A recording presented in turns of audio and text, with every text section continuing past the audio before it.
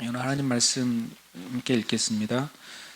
누가복음 13장 1절에서 9절 말씀입니다. 제가 봉독해 드리겠습니다. 그때 마침 두어 사람이 와서 빌라도가 어떤 갈릴리 사람들의 피를 그들의 제물에 섞은 일로 예수께 하려니 대답하여 이르시되 너희는 이 갈릴리 사람들이 이같이 해 받음으로 다른 모든 갈릴리 사람보다 죄가 더 있는 줄 아느냐. 너희에게 이르노니 아니라 너희도 만일 회개하지 아니하면 다 이와 같이 망하리라. 또 실로암에서 망대가 무너져 치어 죽은 18사람이 예루살렘에 거한 다른 모든 사람보다 죄가 더 있는 줄 아느냐. 너희에게 이르노니 아니라 너희도 만일 회개하지 아니하면 다 이와 같이 망하리라. 이에 비유로 말씀하시되 한 사람이 포도원에 무화과나무를 심은 것이 있더니 와서 그 열매를 구하였으나 얻지 못한지라.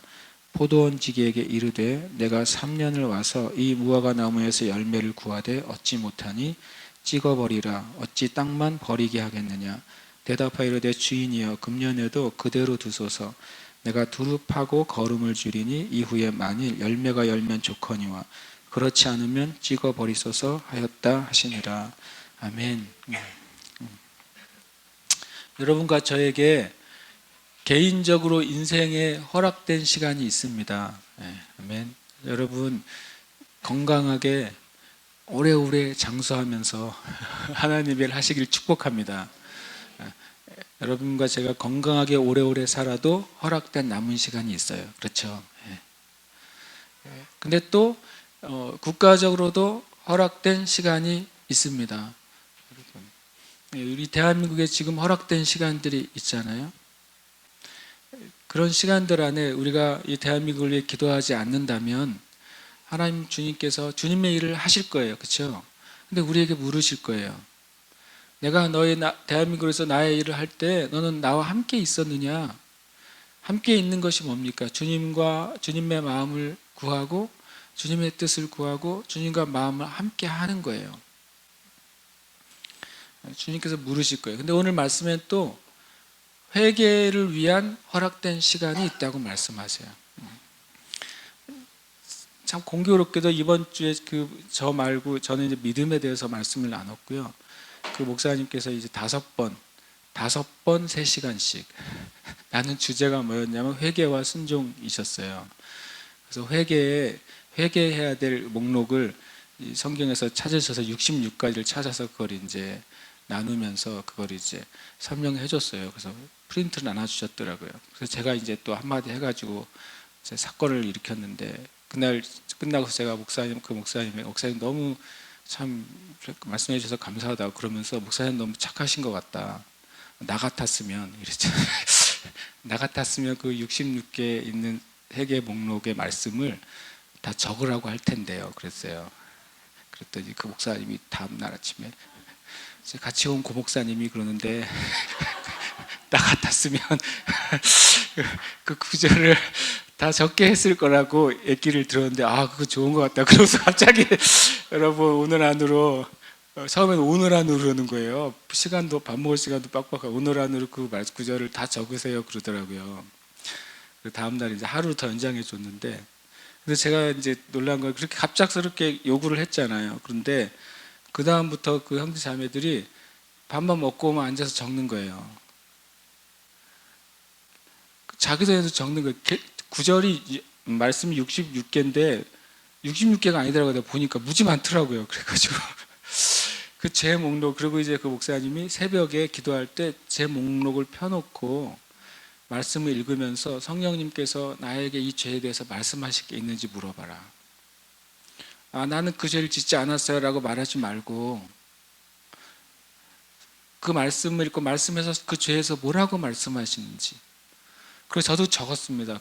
근데 내가 일을 저질렀잖아요. 그래서 내가 안 적으면 미안해서 나도 시간 나면 나도 적으니까 같이 가서 선교팀들도 또 괜히 미안하잖아요. 그래서 분위기가 이상해졌어요. 갑자기 하루 만에 앉아서 다 적고 앉아 있는 거죠. 그리고 다 적고 그 다음 새벽에 기도할 때는 그걸 다 펼쳐놓고 기도를 하는 거예요, 형제들이. 그래서 주님이 깨닫게 하신 죄가 있으면 주님께 회개해라. 그래서 저도 결정했어요. 근데 그 말씀 찾아봤더니 좀 명확하지 않은 구절을 찾아놓은 게 있어가지고 제가 몇 개가 좀 말씀이 좀 명확하지 않다. 죄에 대한 말씀이. 그래서 제가 다시 정리를 하고 있어요. 다음 주에 기대하시면 제가 우리도 적어야죠. 저도 제가 말해놓고서 주님이 말하게 하셨나 봐요. 왜냐하면 말해놓고서 저도 적어놓고 읽으니까 예를 들어서 주님 제 안에 있는 부정직한 걸 용서해 주세요라고 기도하면 할 수 있잖아요. 그런데 부정직에 대해서 성경에서 말씀하신 구절을 적어놓고 기도하니까 이게 다르더라고요. 제가 보니까 성경에서 예수님이 부정직에 대해서 뭐라고 말했는지가 내가 읽으니까 진짜 내가 이 죄를 지었네라고 제가 느꼈어요. 죄 목록이 무지하게 많습니다. 그 말은 뭐냐면 우리가 짓는 죄가 무지하게 많은 거예요. 구원받은 이후에도 우리가 주님 앞에 회개의 삶을 살지 않으면 하나님이 우리에게 주시기로 한 것들이 주시기로 하시고 또 약속하시고 주시기를 원하시는 그 것들이 내가 주님 앞에 회개하지 않음으로써 남아있는 것 때문에 오히려 막히는 거예요. 억울하지 않습니까? 여러분, 주님 앞에 주님은 회개의 삶을 날마다 살라고 하시잖아요. 구원받을 때 내가 죄인인 것, 내가 하나님을 대적하고 예수 그리스도를 믿지 않고 그리고 내가 내 스스로를 의지하고 내가 선하다고 믿고 살고 있던 그 죄, 내가 나의 안에 있는 죄의 본질을 회개하죠. 구원받을 때. 근데 구원받은 이후에도 우리의 육체와 우리의 삶 가운데 남아있는 죄의 습관들을 말미암아 또 계속 죄를 지어요. 그때마다 주님께서 자백하라고 말씀하시잖아요. 마가복음 1장 15절에서 회개하라 천국이 가까이 왔느니라. 이때 회개는 돌이키는 회개를 말해요.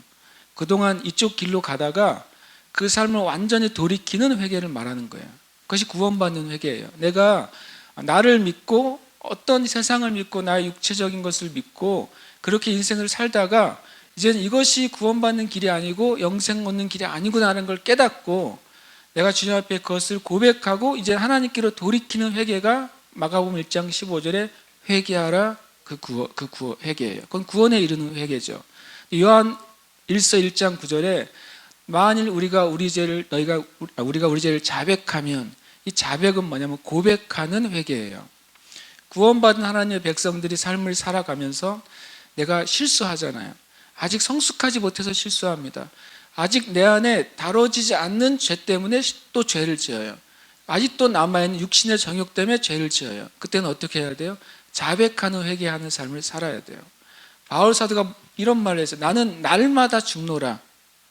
날마다 죽는다고 정직하게 고백했습니다. 왜냐하면 바울도 주님 앞에 날마다 회개함으로 자기 안에 있는 자아를 죽였던 거예요. 주님 앞에 회개함으로 그 영역이 죽은 사람만 뭐를 경험합니까? 다시 부활을 경험하는 것이죠. 내 삶의 한 영역 가운데 아직도 내가 붙잡고 있어서 주님께 드리지 못한 영역, 그 영역을 주님 앞에 회개할 때 그 영역이 죽어요. 그리고 하나님의 것으로 다시 사는 것입니다. 회개하는 삶을 우리가 살아야 돼요. 그리고 회개의 기도는 정말 우리 삶과 너무 필요한 거예요. 그래서 저도 이제 앉아서 모든 시간을 다 들었거든요. 그래서 진실로 힘들었는데 약간 피곤한 상태에서 갔기 때문에 그래서 이제 월요일 날 부산에 갔다가 화요일 날 밤에 이제 인천 가는 리무진을 탔어요. 밤에 이제 논스톱으로 가는 리무진 타고 갔으니까 실제로 월요일 날 가서 이제 바닥에 침대에 누운 건 이틀 만에 제가 누웠거든요. 그렇기 때문에 이제 좀 피곤한 상태였는데 이 형제 자매들이 너무 초집중을 하니까 나는 옆에서 졸 수도 없고 강사라고 소개를 해놨잖아요. 그럴 때 졸 수도 없고 자리를 뜰 수도 없고. 근데 저한테 그게 그 시간의 은혜였어요. 저도 같이 적으면서 기도하면서 그러면 제가 생각했어요. 다음 주에 가면 형제 자매들한테 이거 적으라 그러면 싫어할까 아니면 적을까 내가 속으로. 그러고 나서 이제 이번 주 말씀을 다시 거기서 읽다 보니까 놀랍게 이번 주 말씀의 주제가 회개인 거예요. 이건 하나님이 주신 그냥 기회인가 보다 싶어서 다음 주에 제가 다시 정리해가지고 깨끗하게 나눠드릴게요. 그래서 옆에 저는 친절하게 적을 수 있는 공간도 드릴게요. 그러니까 뭐 제가 검사하지는 않겠지만 목사님 그렇게 말해요. 새벽에 그것을 펼쳐놓고 하나님 앞에서 읽으면서 기도할 때 주님이 성령께서 조명해 주시는 게 있을 것이다. 그럼 그것 가지고 씨름해라.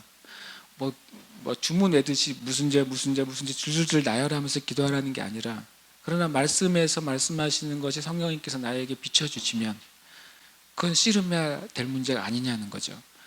그것 때문에 하나님의 뜻이 내 가운데 성취되지 못하고 있는데, 심지어는 그것 때문에 내 삶 가운데 하나님이 약속하신 것이 아직 열매 맺지 못하고 있는데, 그 더러운 뿌리를 잘라내지 않고 그 썩은 것을 도려내지 않은 상태에서 계속 내가 주님만 갈망하고 주님의 은혜를 구한다면 그 자체가 막혀가지고 우리에게 오지 않을 텐데, 그걸 왜 그것을 하는 것을 싫어하고 주님께 회개하는 것을 뭔가 이상하게 생각하느냐 하는 거예요. 저도 마음을 고쳐먹고 저도 적은 것을 물 긋고 다시 읽으면서 또 기도하게 됐어요. 회개는 정말 유익한 것 같아요. 주님이 회개하면 너희 안에서부터 새롭게 되는 날이 일 거라 그래요. 새롭게 되는 일이 계속 일어나기를 축복합니다. 1절에 보면 빌라도의 얘기가 나와요. 그때 마침 예수님께서 이제 때와 또 분별에 대해서 하나님의 진리가 임하면 우리 안에 분리가 일어날 것에 대해서 말씀하셨잖아요. 그때 두어 사람이 와서 빌라도가 어떤 갈릴리 사람들의 피를 그들의 제물에 섞은 일로 예수께 아뢰니, 1절만 그냥 읽으면 진짜 빌라도가 사람을 죽여가지고 그 피를 담아다가 피를 막 섞어서 뭔가를 한 것처럼 느껴져요. 그렇죠? 그런데 이것은 이제 명확하게 이게 무슨 사건인지는 밝혀져 있지는 않습니다. 그러나 예측할 수 있는 이제 한두 가지 사건이 있는데, 사도행전 5장 37절에 보면 가말리엘이 사도들을 변호하면서 이런 말을 합니다. 뭐냐면 그 갈릴리 사람 유다가 자기를 높여가지고 반란을 일으켰다. 그런데 그들이 나중에 시간이 지나니까 유다가 죽으니까 다 그 무리가 사라지지 않았느냐. 그것처럼 예수를 믿는 이 무리도 내비둬라. 하나님께로부터 온 것이 아니면 자연적으로 사라질 것이다. 이런 말을 하는데, 그때 갈릴리 사람 유다의 반란 사건을 이야기해요. 그래서 누가복음 13장 1절이 갈릴리 출신 유다의 그 반란 사건에 관계된 메시지가 아니냐라고 성경학자들이 예측을 했는데, 그거는 명확하지가 않아요. 다만 명확한 건 이런 거예요. 뭐냐면 절기 때 갈릴리 사람들이 성전 안에서 무엇인가 분규를 일으켰어요. 반란 사건이 시작됐어요. 그래서 그것을 빌라도가 성전 안으로 군인들을 투입시켰고, 그 과정에서 잔인하게 진압을 했어요. 그래서 제사를 드리러 온 갈릴리 사람들의 반란을 빌라도가 잔인하게 진압을 하고, 거기에 있던 사람들도 다 같이 죽었겠죠. 갑자기 이제 그 갈릴리 사람들의 반란 때문에 성전 안에 있던 사람들이 애꿎게 죽기도 하고, 그리고 또 성전 안에서는 원래 잘 들어가지 않는데도 불구하고 그곳에 들어가서 엄청나게 큰 유혈 사태가 발생한 거예요. 근데 원문에서 보면 빌라도가 주인공이 아니라 뭐라고 말하냐면, 원문에 보면 갈릴리 사람들에 대해서 말했다고 말했어요. 빌라도에 대해서 말한 게 아니라 갈릴리 사람들에 대해서. 그 말은 뭐냐면, 이 사람 두 사람이 와서 뭐라고 말하고 있냐면은, 즉 12장 49절과 그 59절에 예수님께서 분별하지 못하고 회개하지 않음으로 심판받을 것이다 라고 말씀하셨잖아요. 그것의 경우가 아니냐라고 말한 거예요. 이 갈릴리 밀어난 사람들이 분별하지 못하고 반란을 일으켜가지고 빌라도에게 다 그냥 칼에 맞아서 죽었는데, 이렇게 심판받은 게 이 갈릴리 사람들이 분별하지 못하고 깨닫지 못해서 생긴 심판이 아닙니까? 라고 예수님께 질문한 거예요. 그리고 또 한편으로는 이런 것도 있어요. 이것을 통해서 예수님을 살짝 건드리는 거죠. 예수님이 어디 출신이죠? 갈릴리 나사렛 출신이에요. 그리고 이 사람들은, 예수님께 모여있는 사람들 중에 어떤 무리들은 무엇을 원했냐면, 예수님이 마치 우리의 동학이나 그런 것처럼 이 유대 민족을 로마로부터 독립시킬 어떤 그런 혁명가로 생각을 했어요. 그래서 이제 빌라도가 당신 출신인 갈릴리 사람들 이렇게 죽여가지고 거룩한 제단에서 죽여서 거룩한 피를 더럽혔다. 그러면 이제 일반적인 우리 같으면 어떻게 되겠어요? 갑자기 그냥 우리의 내 고향을 사랑하는 마음이 일어나면서 분노가 일겠죠. 또 한편으로는 이것을 말한 사람들이 예수님을 자극해가지고 그렇게 한 목적도 그 안에 또한 포함되어 있었다고 볼 수 있어요. 근데 주님께서 2절에서 5절에 이런 말씀을 하시는 거예요. 갈릴리 사람들이 이같이 해를 받았다. 그런데 그것이 그들이 더 분별하지 못했거나 더 회개하지 못했거나 더 악해서 그들이 이런 화를 당했느냐? 그렇지 않다 그랬어요. 그리고 또 하나 더 나아가서 또 모든 사람들이 아는 사건이 하나 있었던 것이죠. 실로암 못 위에 있던 망대가 무너져가지고 실로암 못에 있는 사람들 덮쳐버렸고 18사람이 죽은 사건이 있었던 거예요. 그들도 예루살렘에 거하고 있는 모든 사람보다 그들이 더 악해서 그때 그 시간에 거기 있어서 그렇게 그 사고로 죽은 것이냐? 그렇지 않다라고 주님이 이제 말씀하시는 거예요. 2장에서 5절에서 예수님은 사람들에게 이 땅의 기준으로 누가 더 의로운가? 그건 말하지 마라. 이 땅의 기준으로 네가 더 의로워, 내가 더 의로워. 갈릴리 사람들이 더 죄를 졌어, 예루살렘 사람들이 더 선해. 이런 식으로 그렇게 말하는 것은 미련한 생각이다라고 말씀하세요. 마치 하나님 앞에서 도토리 키재기 하고 있는 거죠. 우리 안에도 그게 있어요. 우리 안에도. 제 안에 그게 있었잖아요. 중국에 있는 삼자교회는 제가 마음에 저기서 내가 설교하는 거는 불법인데 불법이라고 알려주더라고요. 나한테. 외국인이 와서 중국의 교회에서 설교하면 불법이래요. 나보고 불법이라고 알려주면서 설교를 하라고 하니까 약간 긴장이 되지 않겠어요? 그러면서 제 안에 삼자교회의 신앙의 상태는 한국 교회에서 많이 그들은 좀 온전하지 못하다는 생각을 가지고 있었잖아요. 주님은 아니라고 저에게 가르쳐 주신 거죠. 한국 교회 안에 이 교만함이 있습니다. 한국 교회 안에. 한국 교회 안에 있는 교만함이 제거돼야 돼요. 이 교만함이 제거되지 않으면 이렇게 말할 수 있어요, 우리가. 몇 주 전에 말씀드렸잖아요. 나이지리아에 우리가 생각한 나이지리아가 어딘지도 모르는 축구만 좀 하는 나라라고 생각한 나이지리아에 최근에 생긴 교회가 가로 3km, 세로 3km의 교회라는 얘기 말씀드렸죠. 우리가 얼마나 미련한지를 우리가 고백해야 돼요. 우리가 얼마나 우리 기준으로 다른 형제 자매들을 판단하고 있는지, 우리 기준으로 다른 교회를 판단하고 있는지, 우리 기준으로 하나님의 일들을 판단하고 있는지 우리가 빨리 회개하지 않으면 우리는 그냥 이 자리에 머물게 될 거예요. 주님은 그것은 아니라고 말씀하시는 거예요. 우리가 서로를 그렇게 판단해서는 안 된다. 우리는 각자가 나갈 때 하나님 앞에 나가야 돼요. 하나님의 기준 앞에 나가야 돼요. 여러분과 제가 하나님의 기준 앞에 나가면 우리가 서로 비교하는 게 얼마나 우스운지를 알게 될 거예요. 그건 아무 의미 없는 일입니다. 주님이 그렇게 말씀해요. 주님은 누구도 예외 없이 회개하지 않으면 마치 그들이 불의의 사고로 죽음을 맞이하듯이 우리가 회개하지 않는다면 우리에게도 생각지도 않은 때 주님의 심판이 임할 수 있다고 말씀하시는 거예요.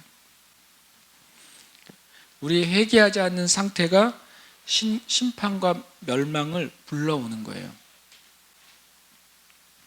마치 더럽고 썩은 음식이 파리를 불러오듯이 여러분과 저의 심령 안에 주님 앞에 정말로 진심으로 회개하지 않는 그 상태 때문에 저주와 심판을 불러온다고 주님이 말씀하셨어요. 그리고 한 가지 비유를 말씀하십니다. 6절에서 9절에 보면 이게 평범한 비유인데 자꾸 궁금증이 생기는 비유예요.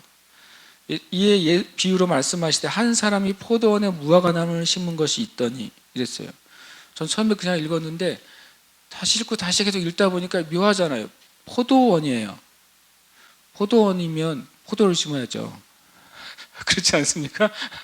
포도원이면 포도를 심어야죠. 그런데 포도원에 무화과나무를 심었어요. 이게 첫 번째 제가 궁금했어요. 왜 이렇게 주님이 비유를 하실 때는 이유가 있잖아요. 그죠? 여러분 혹시 유진 피터슨의 메시지 성경 읽으십니까? 그거는 그냥 읽기만 하십시오. 왜냐하면 저도 읽습니다. 참고하기 위해서. 그런데 유진 피터슨의 메시지 성경은 뭐라고 표현하냐면 아주 사람들이 알기 쉽게 말했어요. 어떤 한 사람이 자기 정원에 사과나무를 심었습니다. 이렇게 적어놨어요. 그래서 내가 보면서 좀 미안하죠. 이건 미혹이네 그랬어요. 한국교회에서 유진 피터슨의 메시지 성경 엄청나게 칭찬해 놨습니다. 성경 옆에 두고 읽어야 될 성경. 성경을 현대적으로 가장 멋지게 해석한 성경. 예수님이 포도원에 무화과나무 심었다고 하는 것은 그냥 내 정원에 사과나무 심었다는 것으로 말씀을 바꾸면 안 되는 거예요. 예수님이 여기에다 사과나무라고 했으면 사과나무라고 번역해야 되지만 예수님이 포도원에 무화과나무 심었다고 그러셨어요. 근데 그것을 유진 피터슨의 메시지 성경은요, 어떤 한 사람이 자기의 가든에 사과나무를 심었습니다 라고 말했어요. 제가 그거 읽으면서 갑자기 머리가 쭈뼛해지는 거 있죠. 그냥 여러분 사서 읽으시는데 읽기만 하세요. 좋은 해석도 많아요. 제가 분명히. 그렇지만 그것은 그분 안에 하나님의 계시의 빛은 없어요. 그러니까 그분의 지적이고 그리고 이해하는 은혜는 있어요. 그러나 영적인 하나님의 뜻을 푸는 것은 제가 보기에는 메시지 성경엔 없습니다. 너무 무섭지 않습니까? 주님이 한 사람이 포도원에 무화과나무 심었다 그랬어요. 그런데 어떤 사람이 정원에 사과나무를 심었습니다. 이렇게 말했어요. 완전히 다른 차원의 메시지가 다른 이야기를 하게 해버린 거예요. 그건 아닙니다, 여러분. 구약에서 포도나무와 무화과나무는 항상 하나님의 백성 이스라엘을 상징합니다. 항상 그렇게 상징해요. 둘 다 그렇게 상징합니다. 주님이 대놓고 말하고 있는 거예요. 대놓고 지금 유대인들에게 회개하지 않으면 망할 거라고 말씀하고 있는 거예요. 1차적으로는 조금 전에 나눈 것처럼 포도나무와 무화과나무는 모든 이스라엘을 의미해요. 그런데 예수님의 메시지는 주인이신 하나님이 심으셨어요. 그리고 포도원직인 예수님께 맡기신 모든 그리스도인을 의미해요. 어떻게 그렇게 의미할 수 있느냐? 히브리서 3장 5절 6절에 이런 말씀이 있어요. 또한 모세는 장래에 말할 것을 증언하기 위하여 하나님의 온 집에서 종으로서 신실하였고 그래요. 충성을 얘기하는데 모세는 구약의 차원에서 하나님의 온 집의 청지기로서 신실했다는 거예요. 그리고 예수님 얘기를 그 다음에 하는데 6절에 보면 그리스도는 하나님의 집을 맡은 아들로서 그와 같이 하셨으니 우리가 소망의 확신과 자랑을 끝까지 굳게 잡고 있으며 우리는 그의 집이라 그래요. 5절에 모세의 차원에서는 이방인들과 다 우리 지금의 그리스도인들 포함되어 있지 않습니다. 왜냐하면 분명히 그때는 하나님께서 모세에게 이스라엘 백성을 선민의 백성, 또 말씀의 백성, 언약의 백성으로 만드시는 과정 가운데 모세를 일으키셨어요. 그래서 명확하게 구약에서는 포도와 무화과는 항상 이스라엘을 의미합니다. 신약에 와서 예수님이 하나님의 집에 청지기로 섬기셨잖아요. 그 하나님의 집 안에는 여기 우리가 포함되어 있어요. 히브리서 3장 6절에 보면 우리가 소망의 확신과 자랑을 끝까지 잡고 있으면 우리는 뭐예요? 그의 집이 돼요. 신약에 와서는 예수님이 온 무리, 온 백성, 하나님이 택하시고 율법을 주시고 온 백성에게 제사장 백성을 사하기 원하는 이스라엘을 포함한 모든 예수 그리스도를 믿는 하나님의 자녀들을 포함하고 있어요. 예수님의 사역은. 근데 이 말씀에서 포도원지기는 누구를 의미합니까? 예수님을 의미하고 있고 예수님 자신을 의미해요. 그렇기 때문에 이 포도원에 심은 무화과나무는 1차적으로는 주님 안에서 모든 그리스도인을 의미해요. 두 번째, 포도원에 무화과나무를 심었다는 것은 뭔가 특별하죠. 일반적으로 그 포도원에서는 포도나무를 기대하고 포도나무를 심는 게 당연해요. 그런데 이 주인에게 어떤 특별한 일을 위한 계획이 있었어요. 이 무화과나무, 포도원 안에 무화과를 심었다고 하는 것은 우리의 삶 가운데 하나님이 특별한 계획을 심으신 것을 말해요. 그래서 더 기대합니다. 그래서 무화과 나무에서 무화과를 따기를 기대해요. 그래서 여기서 뭐라고 말하냐면 7절에 보면 내가 3년을 와서 이 무화과 나무에서 열매를 구하되 그랬어요. 3년을 왔다 그래요. 그 말은 뭐냐면 매년 왔다는 거죠. 매년 와서 열매를 기대했는데 없었어요. 또 그 다음에 왔는데 또 열매 기대해도 없었어요. 이 비유에서 3년째 와서 열매를 기대했는데도 없었어요. 그러니까 이제 주인이 말하는 것이죠. 이것은 내가 특별한 목적을 위해 이곳에 심었는데 이 무화과 나무가 무엇을 다하지 못하는 거예요. 그 특별한 목적을 다하지 못하고 있어요. 차라리 그것을 찍어내고 이제 다른 걸 심는 게 그 땅을 아깝지 않게 하는 길이라고 말씀하고 있는 거예요. 그리고 제가 이 말씀 제가 묵상을 하면서 굉장히 주님 말씀하시는 게 굉장히 크다고 느껴졌어요. 주님은 여러분과 저 또 이 땅의 교회들을 하나님의 선하고 온전한 목적을 위해 심으세요. 그리고 기다리세요. 그리고 합당한 열매를 얻기를 원하세요. 주님은 은혜로우고 자비로우시고 노하기를 더디하시는 하나님이세요. 그래서 주님이 어떤 시기가 있어요. 왜냐하면 그 시기가 넘어서면 하나님의 전체 목적이 이루어지는데 장애가 일어나요. 주님 그때까지가 주님이 남겨진 시간이에요. 그때가 지나면 그것을 뽑고 다른 것을 심으셔서 하나님의 일을 완성하실 거예요. 어제 얘기를 나누다가 이제 전도사님이 김성욱 대기자 그분 있잖아요. 그분의 메시지에 그런 메시지가 있었대요. 우리 땅의 교회가 지금 대선을 위해 기도해야 되는데 누구를 세워주세요라고 기도하는 게 아니다. 어떻게 기도해야 되냐면 성경에서 보면 하나님께서 왕을 세우실 때 그 백성의 수준에 맞는 왕을 허락해 주셨다는 거예요. 백성의 수준에 맞는 왕. 아합이 왜 왕이 됐습니까? 그 백성의 수준이 그 정도였어요.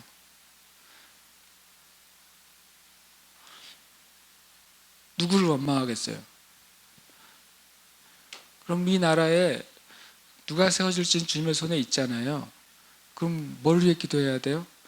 이 나라 백성의 수준이요. 하나님은 이 나라를 보실 때 주님의 백성만 보기로 결정하셨어요. 주님의 백성. 이 나라에 5천만이 살고 있어도 그 중에 있는 나의 백성의 수준을 보기를 원하시는 거예요.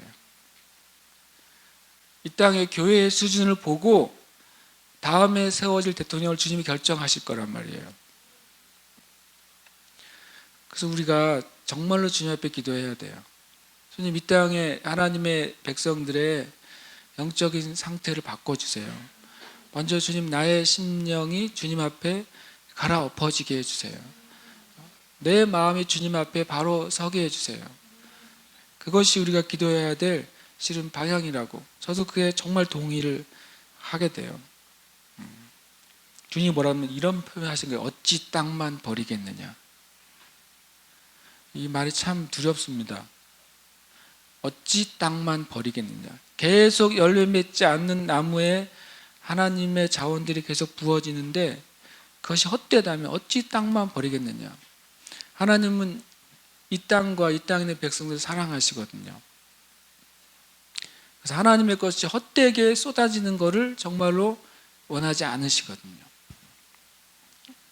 그러니까 이 예수님이 이 포도원 지기가 8절에 중보합니다. 뭐라고 중보합니까? 대답하여 이르되 주인이여 금년에도 그대로 두소서. 우리는 금년에도 그대로 두소서 되어 있지만 원래는 한 해만 허락해 주세요 이렇게 되어 있어요. 한 해만 1년만 더 허락해 달라고 구합니다. 그러면서 내가 두루 파고 다시 거기에 비료를 붓고 기름지게 하겠습니다 라고 말해요. 그러면서 그 후에 만일 열매가 열면 조커니와는 뭡니까? 계속 그 나무를 거기에 심어두고 계속 하나님의 주인의 열매를 따는 것이죠. 그렇지 않으면 찍어버리소서. 이 대한민국의 교회가 우리도 포함되어 있죠.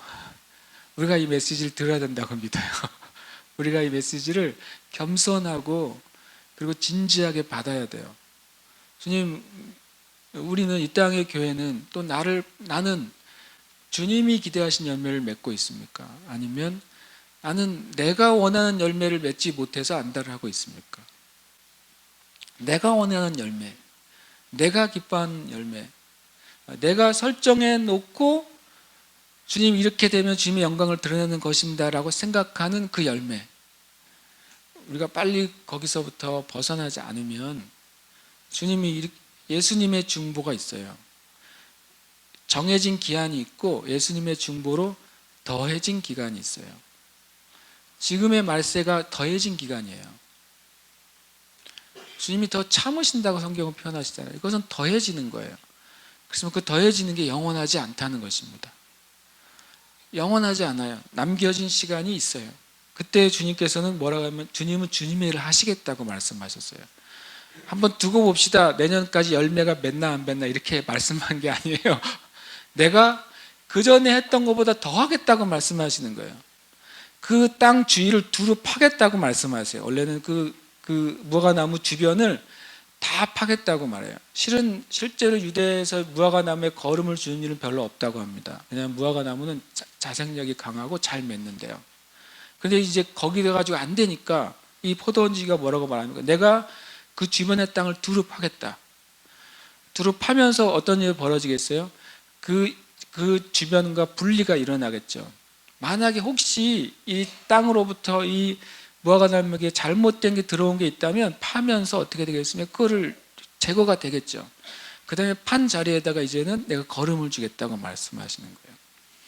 충분히 열매 맺을 만큼의 하나님의 것들을 부어주겠다고 말씀하세요. 그래서 제가 주님께 너무 감사했어요. 주님, 우리에게 또 나에게 이 교회에게 이 땅의 백성들에게 남겨진 기회를 주실 뿐만 아니라 더 큰 은혜를 주시겠다고 말씀하시는 거예요. 더 두려운 건 뭐냐면 더 큰 은혜를 받았는데 열매를 못 받으면 진짜 할 말이 없는 거예요. 예수님도 더 이상 거기서 중보를 하지 않겠다고 말씀하세요. 이후에 만일 열매가 열면 좋거니와 그렇지 않으면 찍어 버리소서라고 말씀하셨어요. 히브리서 6장 7절 8절 거기에 이렇게 말씀하세요. 땅이 그 위에 자주 내리는 비를 흡수하여 밭가는 자들이 쓰기에 합당한 채소를 내면 하나님께 복을 받고 만일 가시와 엉겅퀴를 내면 버림을 당하고 저주함에 가까워 그 마지막은 불사름이 되리라. 우리가 우리의 삶의 열매에 대해서 하나님께 책임을 돌리거나 하나님께 원망하거나 하나님께 왜 그러셨어요? 하는 태도를 우리는 끊어버려야 돼요. 왜냐하면 성경은 말씀하세요. 나는 합당한 것은 너에게 주고 있다. 그리고 더 줄 것이다. 만약에 우리의 삶에 열매를 맺는데 부족한 것이 있다면 하나님은 더 줄 마음도 있으신 거예요. 문제는 우리예요. 우리의 마음을 새롭게 하고 주님께 나아갈 때 주님께서 허락하신 기회에 주님의 열매가 맺혀질 것입니다. 아멘. 우리 함께 기도합시다.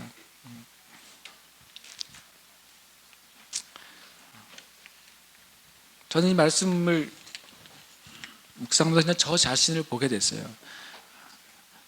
제 자신을 보면서 주님, 저는 주님 앞에 주님이 저를 11년 전에 이 땅에 심어주셨는데 나는 주님이 매년 나를 보러 오셨을 거 아니에요. 그래서 이렇게 기도했어요. 주님, 여기서는 3년 참아주셨는데 나는 엄청 많이 참아주시네요. 심지어는 지금 저의 인생 가운데 10년, 20년, 30년 참아주시네요. 주님이 여러분에게도 그렇게 하고 계신다고 저는 믿어요. 그래서 우리가 주님께 감사해야 돼요. 주님, 저를 참아주셔서 감사하고 저에게 시간들을 허락해 주셔서 감사합니다. 내 삶 가운데 주님께로 돌이키고 주님의 목적으로 돌이키고 주님의 뜻대로 돌이키고 포도나무에 무화과나무를 심은 주인은 그 무화과나무에 대해서 지대한 관심을 가지고 있어요. 여러분이 혹시 하나님은 나에게 별 관심이 없지 않은가? 하나님은 나를 그냥 이 땅에 존재하기만 했지 뭔가를 더 공급하지 않고 있는 것이 아닌가? 하나님은 나에게 다른 사람보다 적은 은혜를 주시는 것이 아닌가? 혹 그런 생각과 마음이 있다면 회개하셔야 됩니다. 하나님께 감사하십시오. 그래서 같이 기도할 때 주님, 제가 주님께 감사를 드린다고 먼저 기도하시고, 주님 저를 참아주시고 기다려주셔서 감사합니다. 또 주님께서 저의 삶 가운데 행하실 열매가 있고 나를 통해 하나님의 놀라운 영광을 드러내실 일이 있는 것에 대해서 감사합니다. 그래서 제가 주님 앞에 다시 나아갑니다. 주님, 제 삶 가운데 주신 나머지 시간들 가운데 합당하고 선한 열매를 맺게 주시옵소서. 성령님 도와주시옵소서. 우리 기도하시겠습니다. 하나님 아버지 감사드리고 주님의